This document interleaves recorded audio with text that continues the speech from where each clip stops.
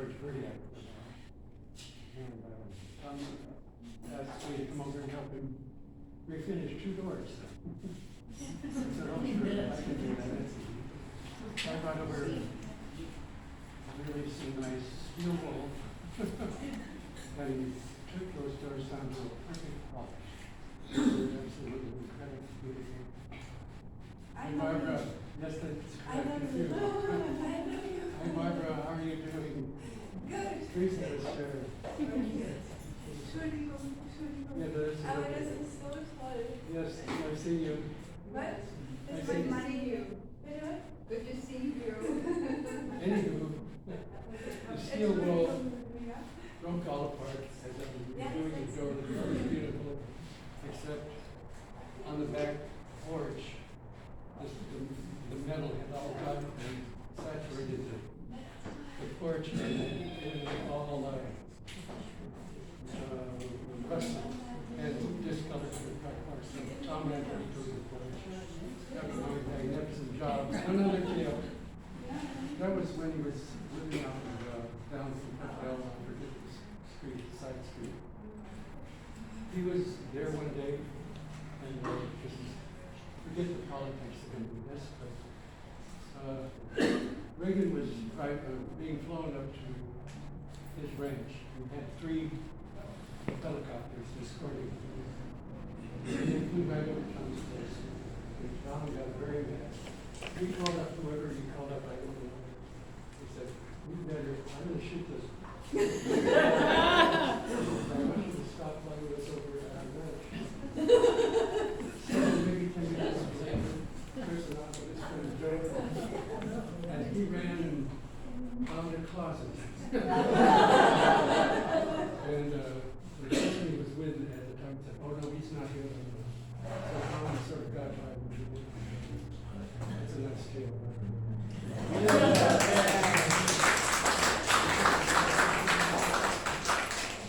And I just wanted, I don't know if you knew, this is Dick Dunlap, and Dick Dunlap is a jazz pianist, he is an artist, he has composed for Disney, he's a fabulous friend of Tom's for a long time. They created art and music together, and I love both he and his wife were all very close.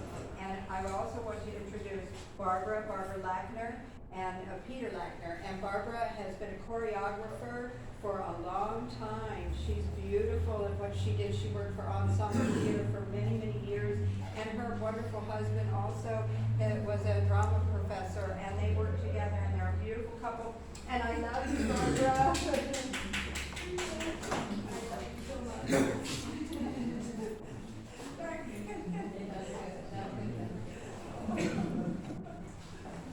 But I'd like to bring up Alan Goulsey now. Alan played drums, and he worked with Doug,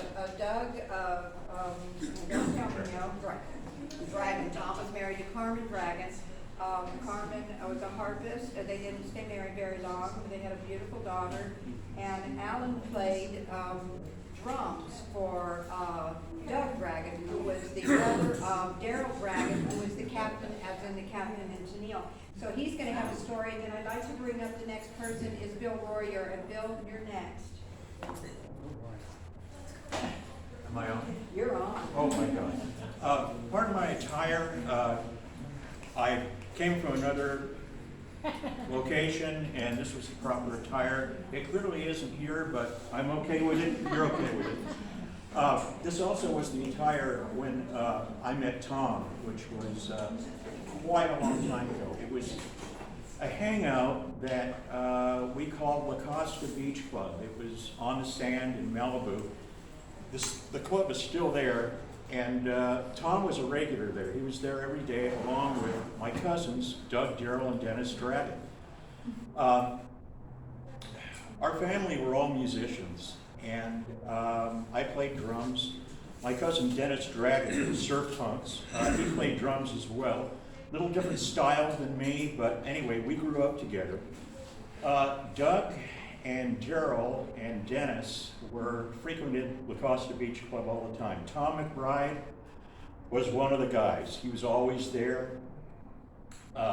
And he then met their sisters, Carmen And they later got married, and their daughter Kelly we're all part of the family. So I've known Tom, since the early days, way back when. I don't even want to say the year because it dates me. I'm sorry, I'm 74, but anyway. But we know how to have fun. So I have some stories. I have a bunch of them, but there's two in particular I'd like to tell about Tom. I hope I don't bore you. La Costa Beach Club was there for the residents of Malibu who lived on the hill. They didn't have oceanfront property, but they were welcome at the club. It was a private club. And Tom, somehow through friends, although he didn't live on the hill across the street, he was always there. He was kind of like part of the family. My cousins, Doug and Gerald, were a little older, and they were just up-and-coming musicians at the time. So like most up-and-coming musicians, they all played clubs around in the local area. It, at one point, was Doug, Darrell, and Dennis as brothers. They had a great group, did some recording. That always happens with brothers, fell apart. I then later became I was a rival of Dennis's because we both played drums. I became Doug's drummer. So we played at a club called the Riptide. It was in Venice. It was near the old Pacific Ocean Park. And Doug met the other group that was playing there, was headed by Bruce Johnston of the Beach Boys. He's the Beach Boys now. He wasn't then. He was playing clubs, trying to get noticed. He was a great player, sang, did all this, but nothing was happening. So Bruce hung out at the La Costa Beach Club quite often, and we all knew him. We all played together. He, Eddie Carter, a bunch of people. We all ended up doing some tours with the Beach Boys and playing with them. So Bruce surfed. He was the only person in the Beach Boys at the time, in 65 plus, that actually surfed. But at the time, when we knew him, he comes down to La Costa Beach Club. Now, La Costa Beach Club was not, the beach there really wasn't a surfing beach. So here comes Bruce with a surfboard. I'm thinking, it's kind of weird. And we're on the sand, and people are just kind of doing what they do, sub in the ocean, volleyball was big. And Bruce goes up to a few people and says, hey, I really need you to help me out. Will you verify that I have a board, I can surf, and I go in the ocean? And Tom was there at the time, and he looked at Doug and he looked at me like, what's wrong with Bruce? And so none of us were able to fit. He went around to a bunch of people. He went in the ocean. There were no waves. He got on the board and paddled out a little bit, came back. Tom said, I think I got it. He's auditioning for a big part. And we didn't know what he was talking about. And the next thing you know, in 65, Bruce goes with the Beach Boys. So what he did, Bruce had answered an ad in a musician's paper. It didn't say Beach Boys, but it said, looking for keyboardist, must be able to sing falsetto, must be able to this, must surf, must be an outdoors person, etc. So he got signed off on that, and Tom was the guy that nailed it. Kind of funny. The next one, my next story, is relatively funny. Me and Doug played at a club known as The Raft. It was on Pacific Coast Highway in Topanga Canyon. A lot of people came in that club. Topanga Canyon at the time was a big mecca for a lot of the groups of the 60s. They all came in and sat in. We had great times playing. Tom would come in occasionally, and he would just unannounced come in and sit in, and he played sax. Admittedly, Tom said he didn't always know what he was doing. He didn't always know what key he was playing in, but he would come in, and some of Doug's material, there were weird time signatures. It was a little outside. It was a little Emerson, Lake and Palmer-ish at the time, before Emerson, Lake and Palmer. Well, Tom came in, and Doug looked at him, and Tom is starting to play what he thought was a familiar song, but he was playing in the wrong key. Well, fortunately, Doug, it was one of Doug's compositions. It was a little out there anyway, and Tom playing off key made the whole song just sound great because it fit.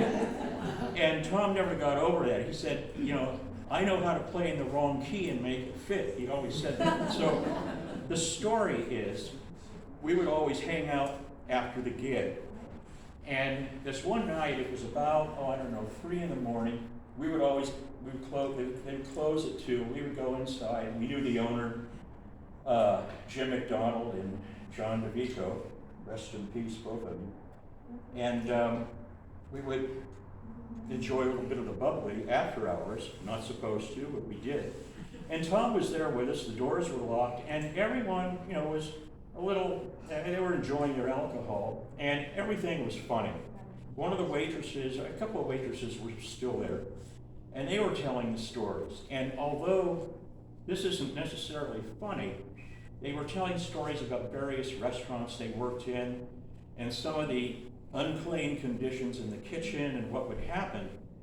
And although, you know, it wasn't funny, we were so much that everything was funny. So this one waitress was talking a lot about the, I don't have my mask with me, but people sneezing in the wrong areas, in addition to customers, et cetera, and kitchen people.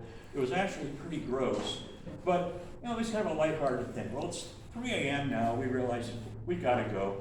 So Tom gets up, excuses himself, he goes to the restroom. So he comes out, and what I didn't see at the time, he had washed his hands in some hot water. His hand was kind of dripping wet. I didn't see that.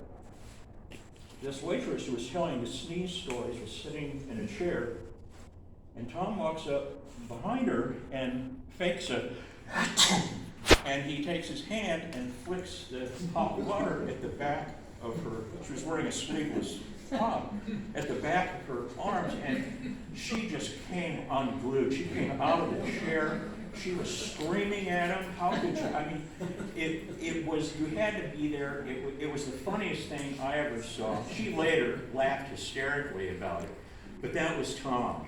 Tom had a great sense of humor, anything for a joke, and sometimes the jokes were just meant for certain people. Other times he could place them at the right time. Some of it was dry, some of it was just always. You had to know Tom, and you knew what he was always looking at the funny side of things. So anyway, those are my 2 stories.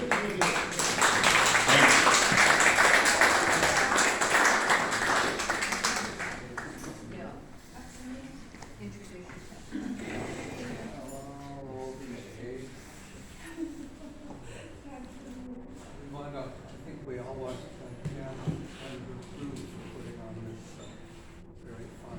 You have to speak up a little bit, Bill. We all need to thank Jan and her crew for putting together this fine gathering. So thank you, Jan.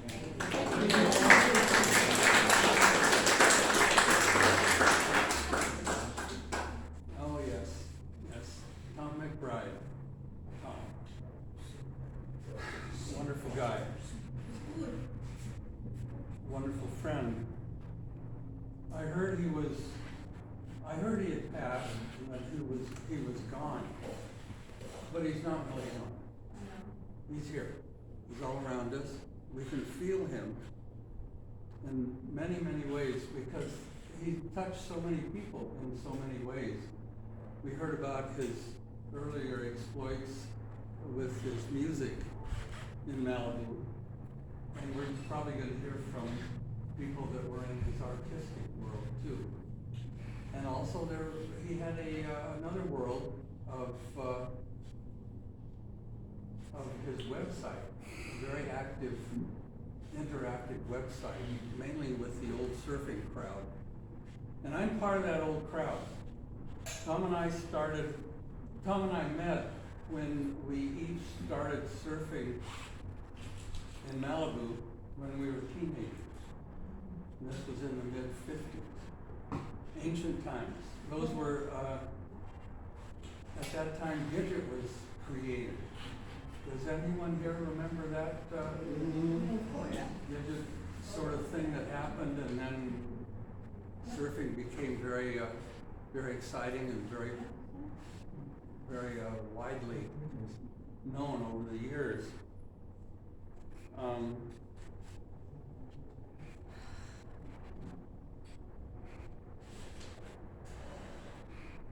So I was drawn into Tom's world,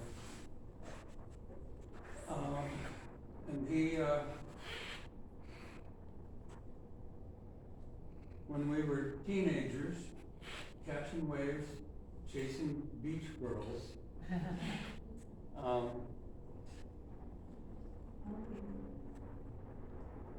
but what I learned from him, and I think probably all of us have learned this, is the way that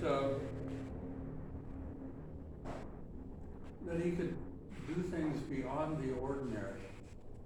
He could enjoy and play and be just sort of out of the box. A lot of humor, a lot of jokes, a lot of practical jokes like we just heard. In his early surfing days, there were practical jokes like that. We had, the Surf Rats took a number of trips down to Mexico to ride the waves.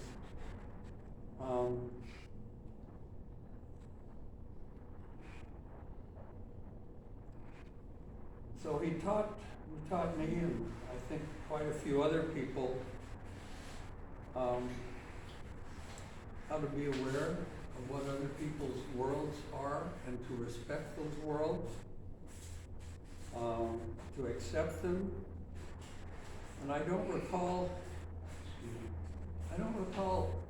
from those surfing times and the times that I've kept up with him, and after I met my wife 58 years ago, she became part of the group that knew Tom back in those days. And we kept in touch through his musical days, through his art days, through his sculpting, his painting. Kept in touch all this time. I sort of represent, I guess, those early surfing days. Actually, Gidget was hoping to come today. She's still kicking. She's still there. She's in her 80s. Yeah, she told me that Mark was sick. Yeah, her husband's not doing too well right now, but she was hoping to come up, so, and share some memories too. All those years, I don't recall any disparaging words about someone else, about some other surfer. There might have been a couple exceptions. Tom might have had strong words about someone who cut him off of a fast wave. Strong words, but very few, and that's what we remember about him.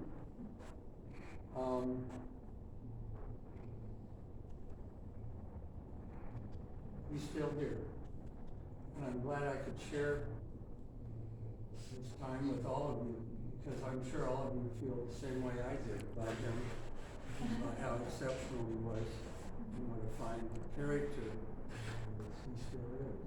Right here. Thank you.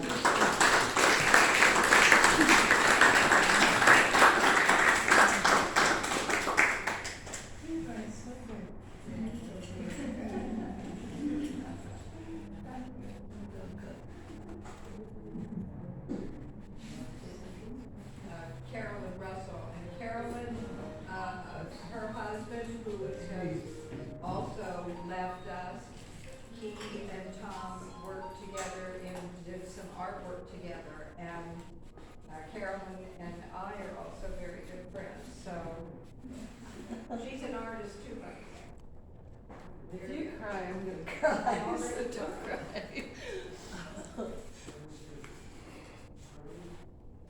Tom was alive and funny and smart and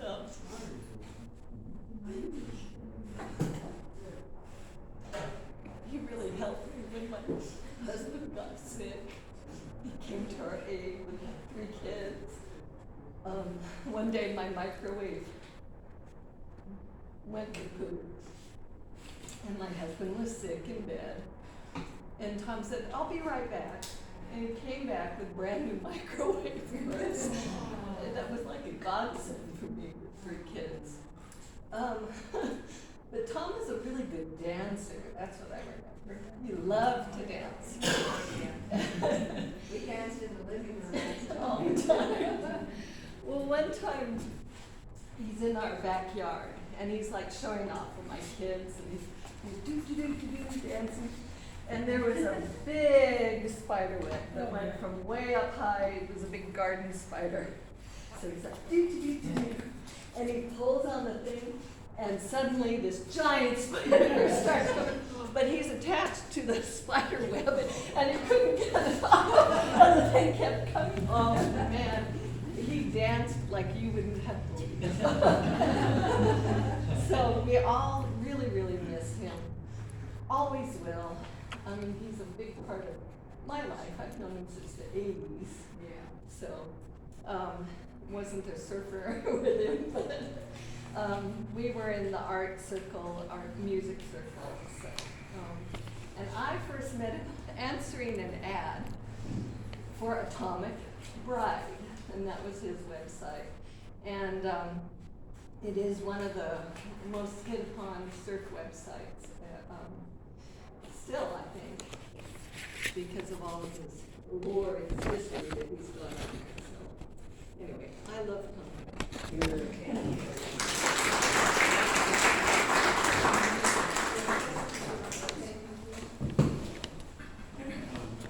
This is Joseph Porter. You might know of him if you don't know him. He's been a writer for the Independent, the Santa Barbara News Press. He does a lot of music reviews, and he's a musician, and he's also a member, as is Nick Dunlap, and a number of people. I can remember name them all. He has his household. Yes. Well, all that really stuff is my day job. I mean, I'm really obsessed with making music and attaching myself to very creative and, shall we say, eccentric people. Speak up a little bit, Joe. We can't hear you. I like to attach myself to vibrantly creative and eccentric people, and Tom McBride fits in that category. I've known him since the 80s, when he was into cassette duplication. That's when I met him. And he was living in Toro Canyon, in this very cool space. And I just got to know him as this beam of light and craziness. And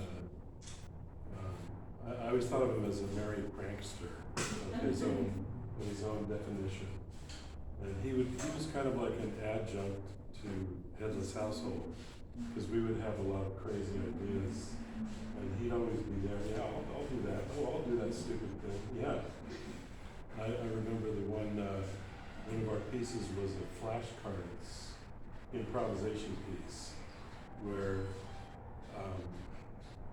someone would pass around cards with just words to evoke what a player should play, like extreme, subtle, happy, sad, or more elaborate adjectives than that. So he was the guy who would walk around with these cards, telling each musician what to play, and then the joke was at the end, he would pass around one card that said, "Play just what Dick is playing." So whatever Dick was playing at that moment, and Dick didn't know about this, whatever Dick was playing, everyone started copying him. And Tom was great. He, never cracked a smile. He was in character. He was just a creative soul and light that I'm so happy to have known, and I know all of you are too. So. Thank you very much.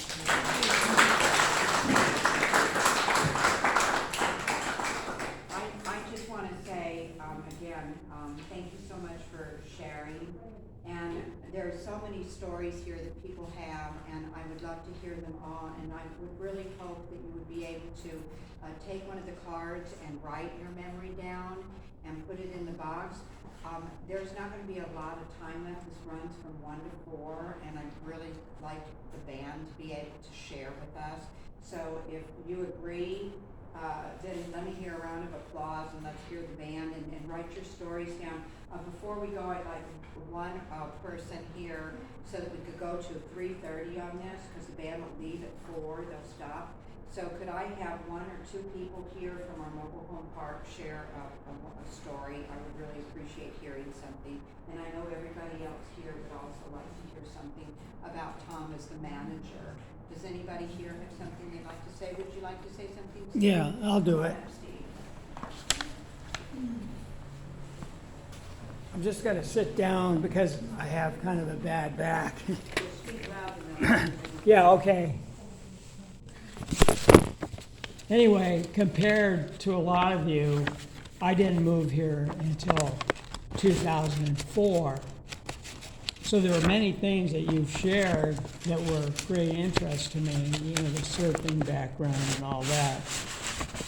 But I just made a few notes. I lived on a ranch up in Toro Canyon. I moved up there in 1979. My dad joined me in 1984. Can you hear me? Yeah. Okay. So, anyway, my dad, it was a beautiful life, you know. I had lucked out and made enough money to buy some land up in Toro Canyon, 50 acres. Didn't know anything about farming, but I did it anyway. And then in 1984, my dad moved up there with me and helped me out. I mean, it was just wonderful for 15 years having my own dad living up there with me. And then in 1999, he had macular degeneration, so he legally was blind. And he moved down here into this park with a woman, Dorothy Schlatter. Tom would have, maybe Jan remembers her. She lived way at the back, across from Wilma. She said, hello. Anyway, so he moved in with that lady, Dorothy, who had moved here in '92. About the time, probably Tom became manager. So he had 30 years. You know, I guess he came here at 55 when he was vigorous, you know, and, you know, capable, learned the ropes, and managed the place. But then anyway, after he couldn't drive, he moved in here with Dorothy Schlatter in 1999, and she was way up in her she was in her 90s, and my dad was about 86 or 87. And anyway, she died about 2001 and bequeathed. She didn't have any heirs, so my dad lucked out, you know, got all her money and the whole court. But then he passed away in 2002. But this is how I was introduced to this park, and I never thought I would actually live here.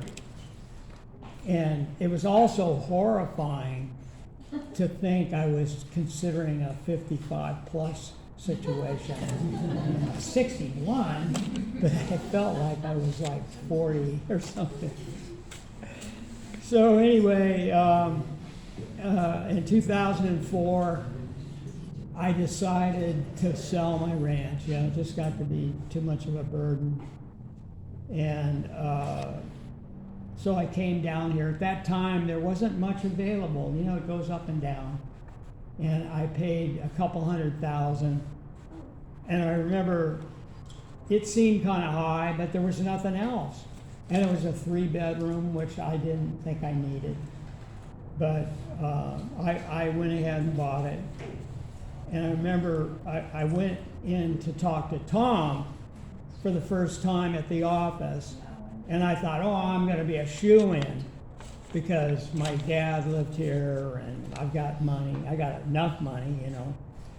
but it was funny. I remember he was all business, and he gave no hint I'd be a shoo-in. It's like, well, we'll check you out. And then I said, well, do you think I paid too much? You know, and well, he wasn't gonna patronize me. He says, yeah, I think you paid too much. Oh, wow. Thus, Tom professionally established his authority, and I respected that. And the other thing was I only lived 3 doors down from Tom, and I thought, now I gotta be careful, you know. You know, who wants to live that close to the goddamn manager? Watching you and everything. So, anyway, over the years, it wasn't a problem.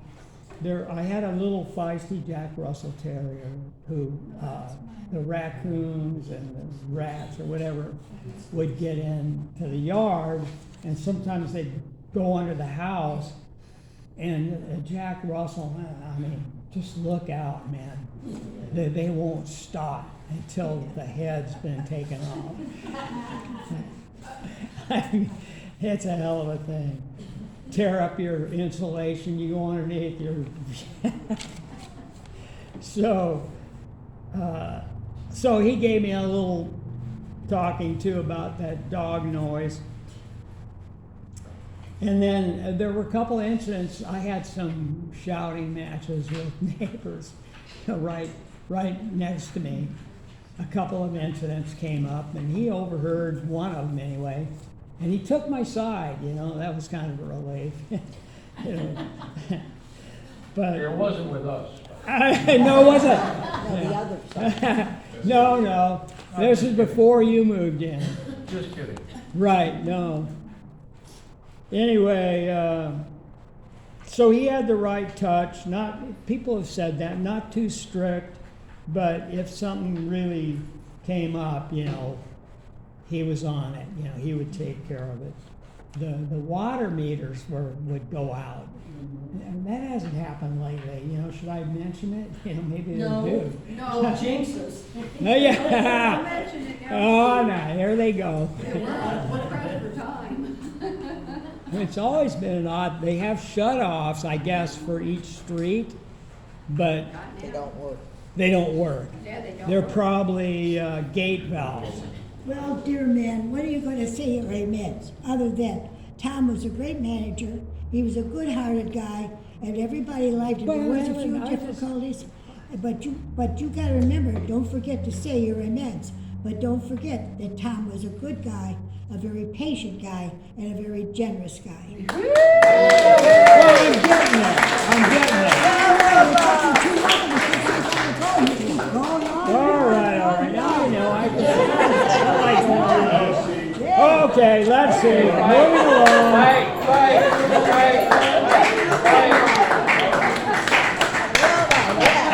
I'm almost done. Let's see. No, you're done. Let's see. Oh, I'm done. I'm done. Yay! Ah, shit. I was just getting that.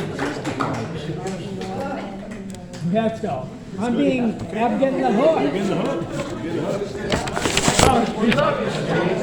We got one more person, and that's it. We got whoever's coming up, we've got 2 minutes. All right, Willard's coming, we got 2 minutes. My name is and the Willard. music. I am fairly newbie in this park. It's been 5 years. And I was introduced to this park because my wife was a nurse that took care of the dying. And so she had a couple clients here. She was a hospice nurse.